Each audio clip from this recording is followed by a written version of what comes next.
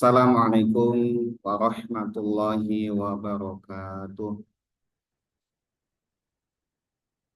Bismillahirrahmanirrahim. Alhamdulillahirabbil alamin. Wa bihi nasta'in ala umurid dunya waddin. Wassalatu wassalamu ala asyrafil anbiya wal mursalin. Sayyidina wa maulana Muhammadin wa ala alihi wa ashabihi ajma'in. Wala hawla wala quwwata illa billahil aliyyil azim. Subhanaka la ilma lana illa ma 'allamtana innaka antal alimul hakim. Allahumma anfa'na bima 'allamtana wa 'allimna ma yanfa'una wa zidna ilman nafi'an. Amin ya rabbal alamin. Ma'asyiral muslimin rahimakumullah. Alhamdulillah, puji syukur kita panjatkan kehadirat Allah Subhanahu wa taala atas segala nikmatnya. Shalawat dan salam semoga senantiasa terlimpahkan kepada junjungan kita, kedua kita Rasulullah Muhammad sallallahu alaihi wasallam. Salawat dan salam semoga tercurah kepada keluarga beliau, sahabat-sahabat beliau, dan para pengikut beliau yang istiqomah mengikuti sunnah-sunnahnya sampai hari kiamat. Semoga kita, keluarga kita, anak keturunan kita tergolong umat Nabi Muhammad sallallahu alaihi wasallam yang akan mendapatkan syafaat dari beliau. Amin ya rabbal alamin. Ma'asyiral muslimin rahimakumullah. Alhamdulillah, malam hari ini kita diperkenankan oleh Allah Subhanahu wa taala untuk melanjutkan kajian kitab takrib yang ditulis oleh Syekh Abu Syuja. Malam hari ini insya Allah kita akan melanjutkan, yaitu masih di Kitab Thaharah di pasal yang kedua.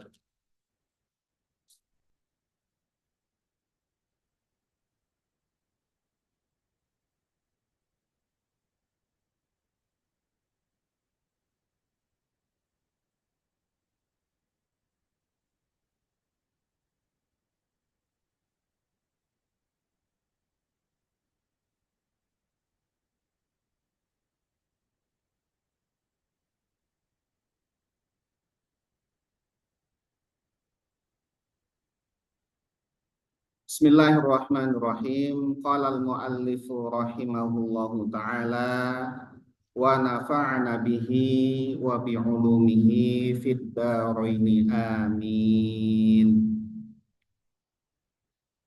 Faslun ay hadza faslun. Ini suatu fasal.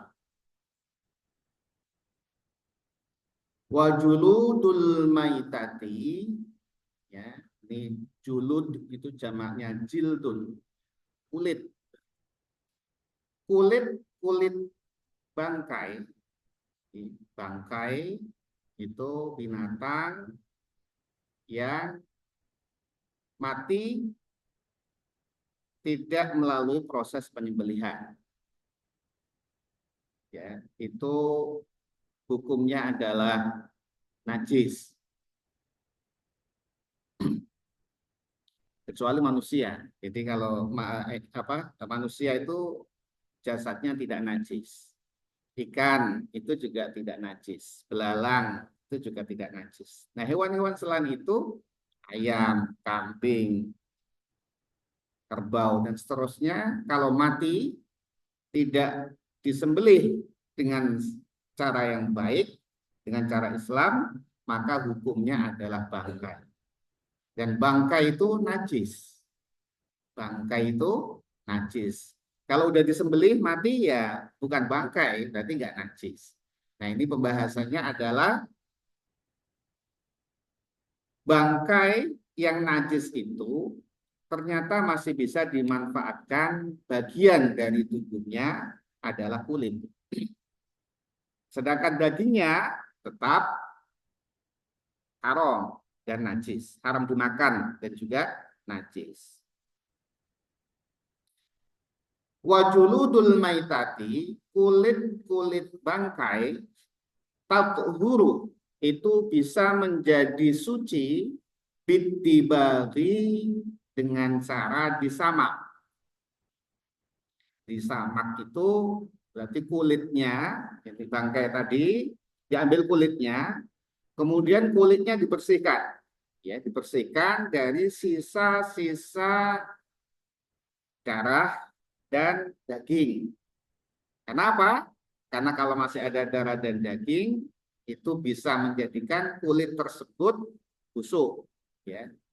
Jadi dibersihkan sisa-sisa darah dan dagingnya itu, ya, dicampur dengan, ya, bisa dengan sabun, atau bisa dengan, kalau zaman dulu dengan apa? Dengan pohon itu, dengan daun-daun yang menyengat, ya, dengan daun-daun yang menyengat itu digosok, ya, yang bagian dalam kulitnya itu digosok sampai hilang semua itunya, sisa-sisa darah dan daging, gosok pakai daun-daun yang menyengat, ya, kemudian dikeringkan. Nanti kalau sudah kering, maka itu menjadi suci. Ya. Nah, awalnya najis menjadi suci. Kalau sudah suci, maka bisa digunakan untuk bermacam-macam, ya, untuk baju misalkan, ya, untuk jaket, untuk tempat minum, ya. Sebagaimana sabda Nabi Muhammad SAW, yaitu dari sahabat Abdullah bin Abbas radhiyallahu anhuma, ya, beliau mengatakan, sami'tu Rasulullah sallallahu alaihi wasallam idza dubighal ihabu faqad tahura, rawahu Muslim.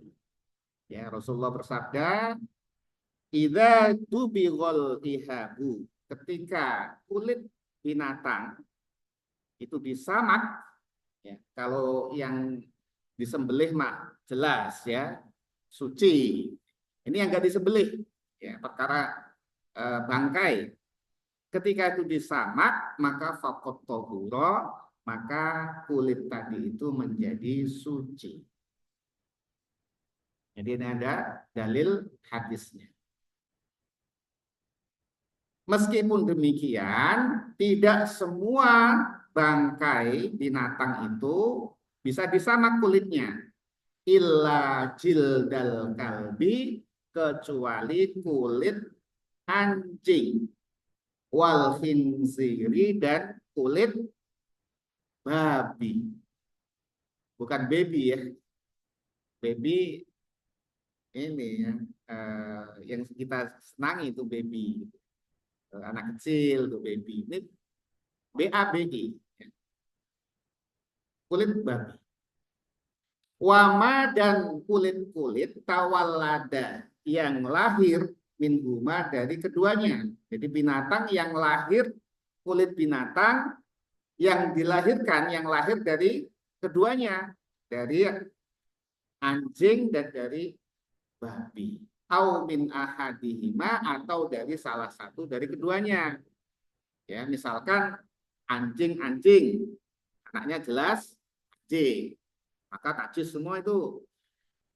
Babi dan babi, anaknya juga babi, itu najis. Atau silang antara anjing dan kambing, babi dan kambing misalnya, maka silang seperti itu hukumnya juga sama dengan anjing dan babi. Jadi keturunannya, baik ayah dan ibu kandung maupun tunggal seayah atau seibu, maksudnya untuk hewan ini, ya. Jadi itu memang sudah jelas. Kenapa kulit kambing dan kulit anjing dan kulit babi ini tetap hukumnya najis meskipun disamak?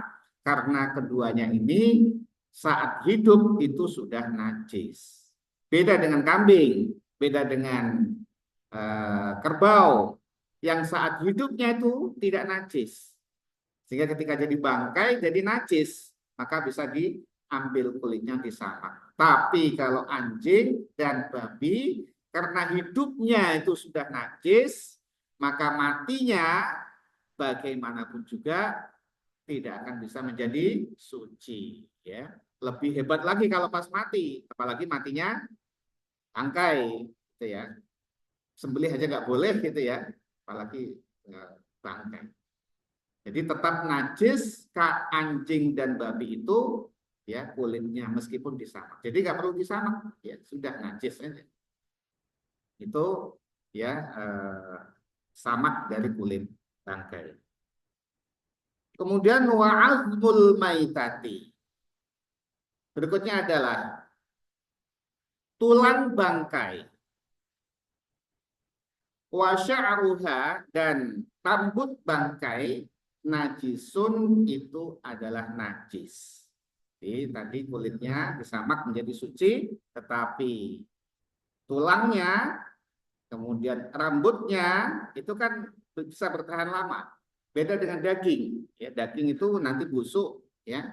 Tapi kalau tulang masih. Nah, tulangnya bagaimana?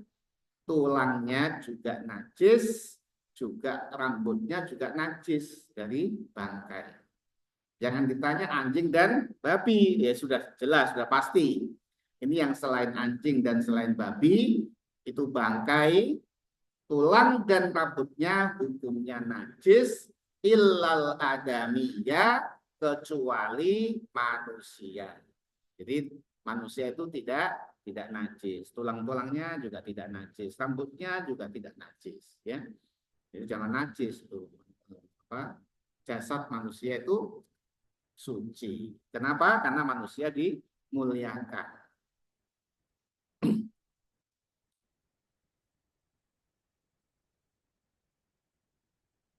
Kita lanjutkan. Faslun ay hadza faslun. Ini suatu fasal. Wala yajuzu, ya, tidak boleh isti'malu awanid dahabi, yaitu menggunakan wadah dari emas, wal fiddati, dan dari perak. Jadi kita dilarang menggunakan wadah dari emas dan dari perak. Ya, ini sesuai dengan sabda Nabi Muhammad SAW. Ya, hadis diriwayatkan oleh Imam Bukhari dan Imam Muslim dari sahabat Hudzaifah bin Al-Yaman. Ya, bahwa sahabat Hudzaifah tadi mengatakan, sami'tu Rasulullah sallallahu alaihi wasallam, aku mendengar Rasulullah sallallahu alaihi wasallam yaqul, beliau bersabda, la talbasul harira walad dibajan wala tashrabu fi aniyatid dhahab wal fiddah wala ta'kulu fi sihafiha fa innaha lahum fid dunya walana fil akhirah. Itu sabda Nabi Muhammad sallallahu alaihi wasallam, hadis sahih riwayat Imam Bukhari dan Imam Muslim. Apa maksud dari sabda Nabi? La talbasul hariro. Jangan kalian menggunakan sutra. Walad dibaja, dan juga ya pakaian yang terbuat dari sutra, sulam sutra.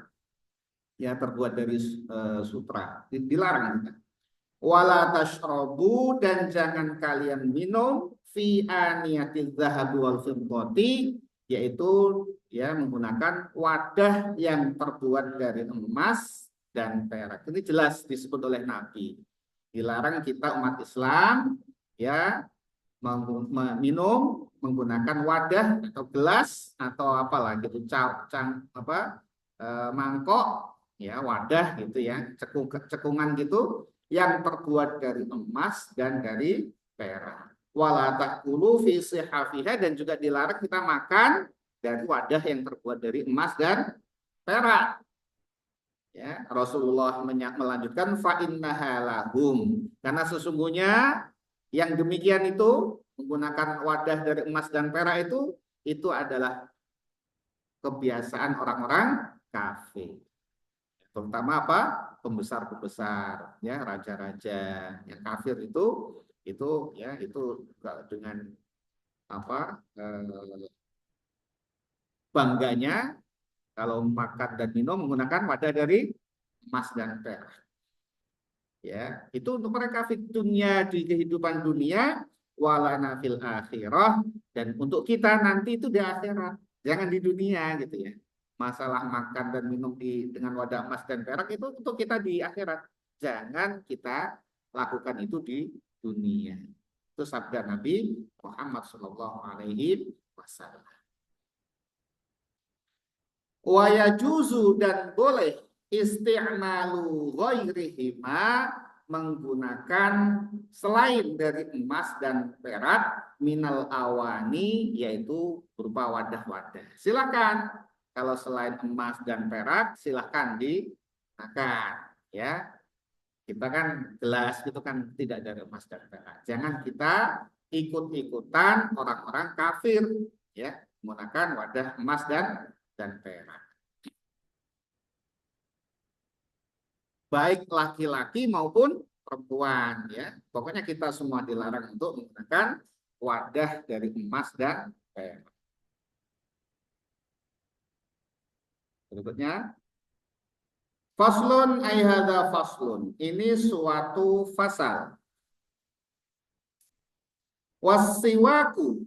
Ini membahas tentang siwak, gosok gigi. Wasiwaku mustahabun. Siwak itu hukumnya adalah disunahkan. Sunnah. Fi kulli halin di dalam segala kondisi. Siwak itu hukumnya sunnah di dalam segala kondisi. Illa ba'da zawali kecuali setelah turunnya matahari setelah dari tengah kemudian sudah mulai lengser matahari liso ini bagi mereka yang puasa. Jadi silahkan siwak dalam kondisi apapun ya kecuali bagi mereka yang puasa setelah siang ya. Kenapa? Karena siwak ini bisa menghilangkan ya kotoran dan terutama bau ya bau mulut. Sedangkan bau mulutnya orang yang berpuasa itu sangat dicintai Allah Subhanahu wa taala. Ya. Nah, hukum dari siwak ini adalah disunahkan itu sebagaimana sabda Nabi Muhammad Shallallahu Alaihi Wasallam ya hadis yang diriwayatkan oleh Sayyidatina Aisyah. Sayyidatina Aisyah istri Rasulullah Shallallahu Alaihi Wasallam yaitu rawi terakhirnya adalah Imam An-Nasa'i.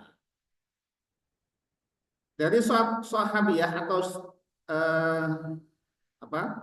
Sayyidatina Aisyah radhiyallahu anha anna Nabiyya sallallahu alaihi wasallam bahwa sungguhnya Nabi Muhammad sallallahu alaihi wasallam qala beliau bersabda as-siwaku matharatun lil fami. Siwak itu bisa membersihkan mulut. Mardatun lirabbi dan bisa menjadikan Allah ridho ya. Jadikan Allah ridho. Itu adalah dalil di mana siwak itu hukumnya adalah sunnah. Nah, seandainya Nabi Muhammad SAW ya itu tidak kasihan terhadap umatnya, maka siwak itu ya akan diwajibkan kepada umatnya. Saking apa? Saking pentingnya siwak ini, ya, siwak atau menggosok gigi ini.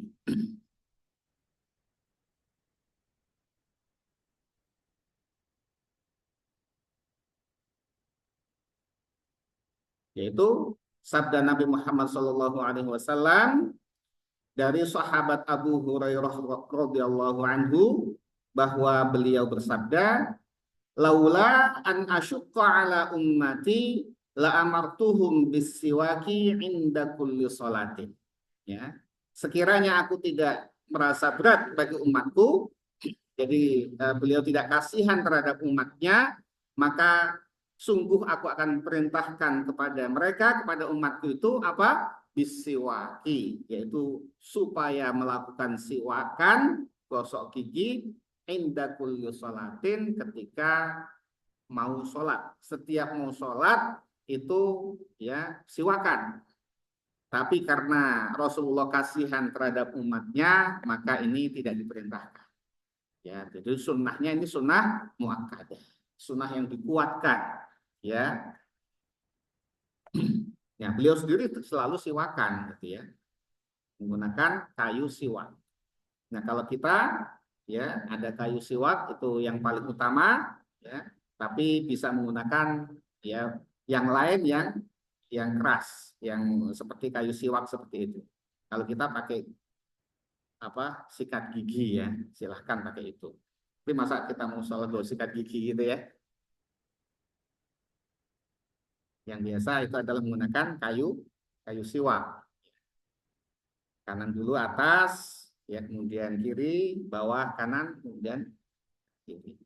Itu kalau dilakukan terus-menerus setiap mau sholat, masya Allah itu akan ya akan menghilangkan bau mulut dan juga akan mewariskan kecerdasan.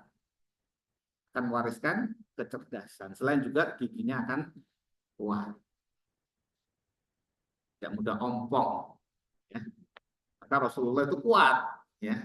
Beliau itu kuat sekali itu secara fisik gitu. Nah itu ya dalil di mana siwak itu disunahkan. Kecuali tadi kecuali bagi orang yang berpuasa setelah siang. Kenapa? Karena kalau dia siwakan setelah siang itu ya itu tadi bisa menghilangkan bau mulutnya.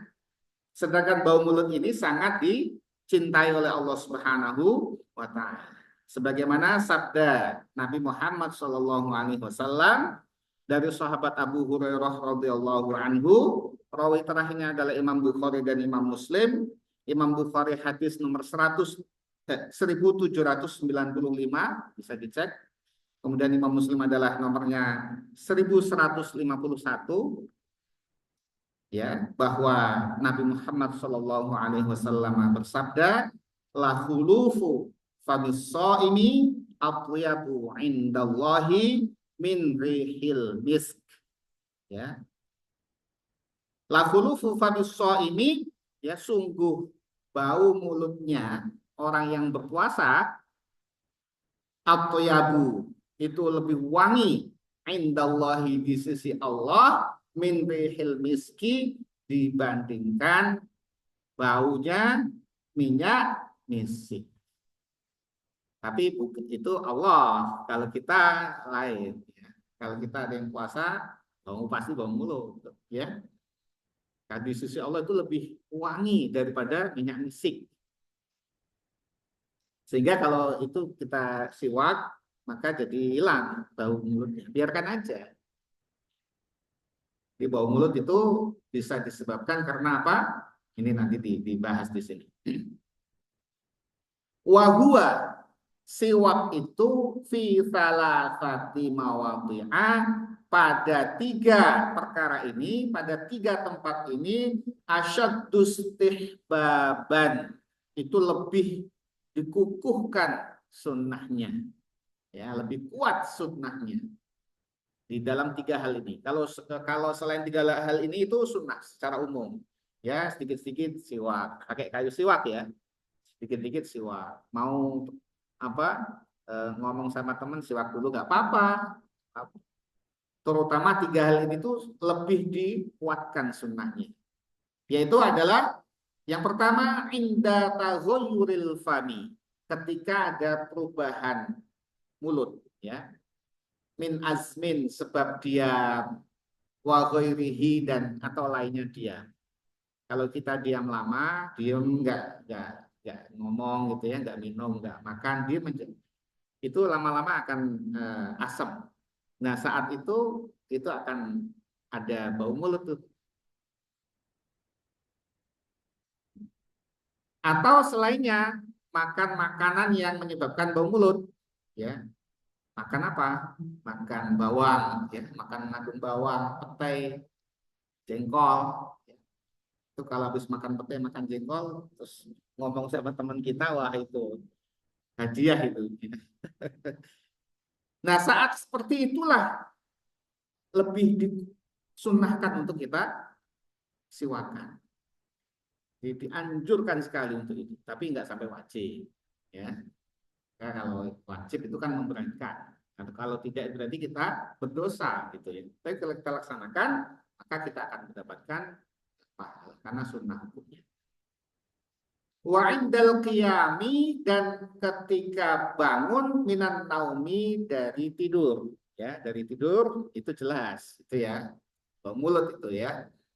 Maka saat bangun tidur kita siwakan, sebelum wudhu kita siwakan, ya.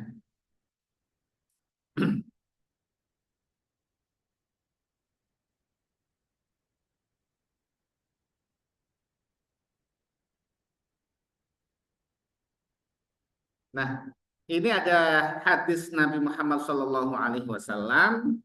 Ya, rawi terakhirnya adalah Imam Bukhari dan Imam Muslim dari sahabat Hudzaifah radhiyallahu anhu.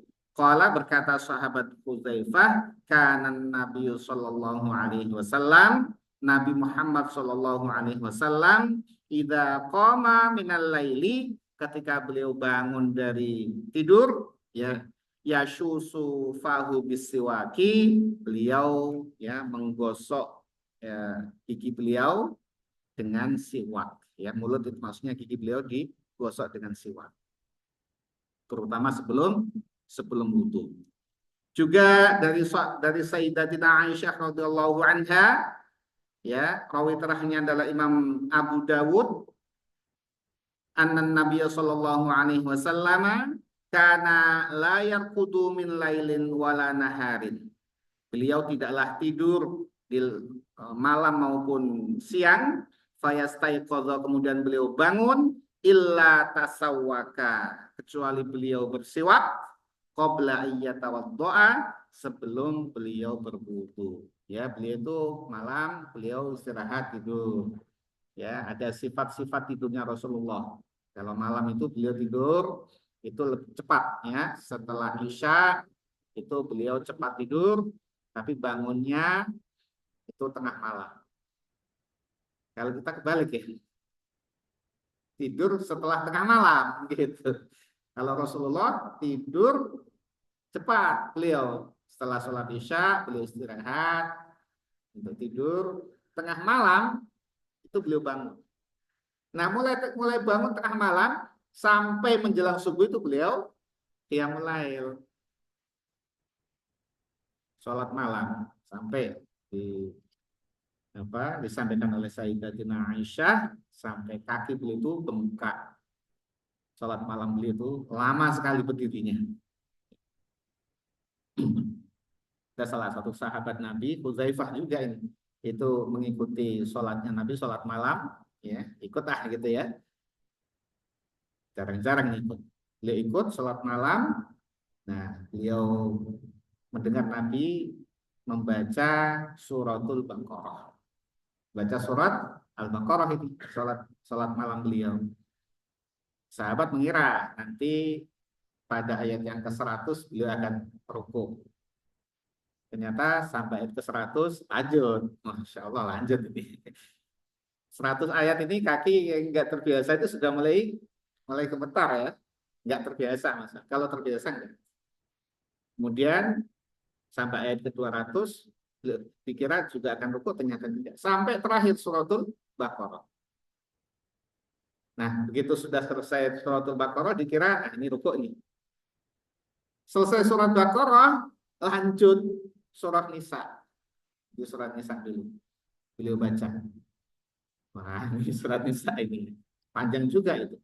Kemudian menjelang akhir surat Nisa, beliau kira, ya, sahabat tadi mengira Rasulullah akan rukuk. Ternyata lanjut surah Ali Imran. Masya Allah. Itu hampir 5 juz setengah itu ya. 5 juz per 4. Itu baca di dalam satu rakaat. Besoknya kapok. Besoknya kapok. Ya enggak, itu memang sifat qiyamul lailnya Rasulullah Shallallahu Alaihi Wasallam yang bagi beliau itu sholat malam itu wajib, tapi bagi umatnya itu sunnah. Ya. Jadi kalau beliau sholat malam itu panjang seperti itu, tapi kalau sholat jamaah itu beliau tidak panjang-panjang, juga tidak terlalu pendek gitu ya, jangan itu terlalu pendek. Ya. Beliau itu kadarnya itu pas menurut jamaah, gitu ya. Tidak lama juga tidak pendek. Itu Nabi Muhammad SAW. Tapi kalau beliau sholat sendirian itu sangat lama sekali. Sehingga berdirinya aja sepanjang itu, rukuknya itu selama beliau berdiri. Jadi rukuknya juga selama beliau berdiri, sujudnya juga selama beliau berdiri itu panjang sekali. Ya, itu sifat sholat malamnya Nabi Muhammad SAW. Maka beliau sholat malam setengah malam itu. Kalau kita kan tidak, tidur setelah setengah malam, kemudian bangun setelah azan subuh, ya. Setelah siangnya kan ya. Ya kalau bisa kita sebelum subuh ya, jam 4 itu bangun. Ya 2 rakaat lumayan, ya. Daripada tidak sama sekali untuk sholat malam. 2 rakaat, kemudian waktunya masih ada, dilanjutkan witir. 3 rakaat atau mepet 1 rakaat, itu sudah. Kalau istiqomah itu lebih baik daripada tidak sama. Nah, kembali ke sini, jadi pada 3 kondisi ini sangat dianjurkan, ya, hukumnya sunnah muakkadah itu adalah siwak, yaitu pada saat tadi ada perubahan mulut kita sebab diam yang lama maupun sebab makan makanan yang bisa menjadikan bau mulut, bawang, ya, serta jengkol dan seterusnya. Kemudian yang kedua adalah ketika bangun malam, ketika bangun dari tidur. Rasulullah tidak hanya malam beliau itu istirahat tidur, siang juga beliau ada istirahat sebentar tidur. Itu juga ketika beliau bangun, beliau juga siwak.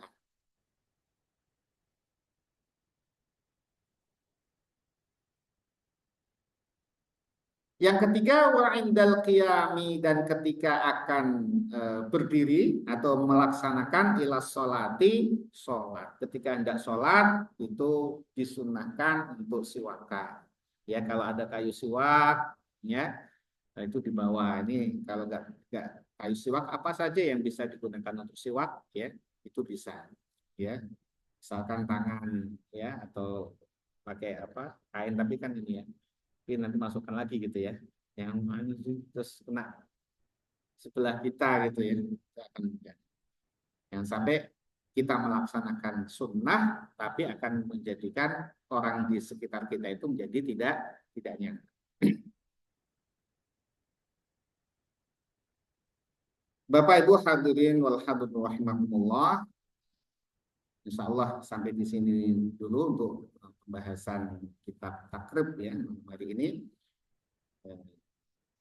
Semoga Allah Subhanahu wa taala memberikan karunia kepada kita ilmu yang bermanfaat di din wa dunya wal akhirah. Amin ya rabbal alamin.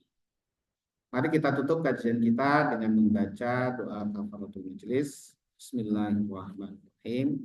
Subhanakallahumma bihamdika asyhadu an la ilaha illa anta astaghfiruka wa atubu ilaik. Wal minkum. Wassalamualaikum warahmatullahi wabarakatuh.